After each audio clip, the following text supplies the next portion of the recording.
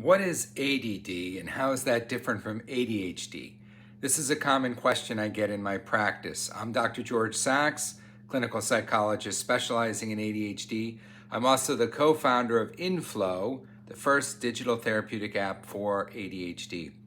Okay, a lot of people get confused by this difference. What is ADD and what is ADHD? And a lot of people say, I don't have ADHD, I have ADD. Well, technically, that's not correct. ADD was the term that was given to what we now know as ADHD, but this was in the 80s and before.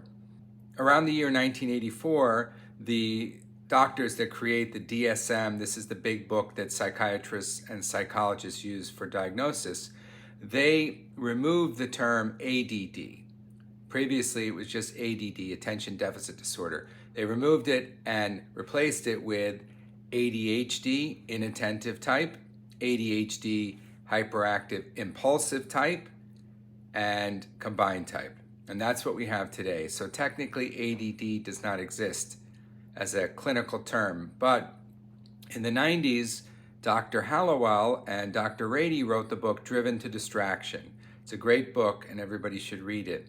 And they continued to use the word ADD in describing adults because mistakenly, in my opinion, they believe that adults are not hyperactive like a 10-year-old boy. But the technical term is hyperactivity/impulsivity.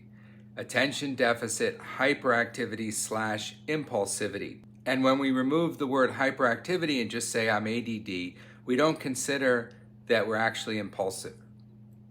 Or instead of hyperactivity, just restless. Really, it should be called attention deficit restless disorder, because you can be restless in the body, like hyperactive. You can also be just restless in the mind.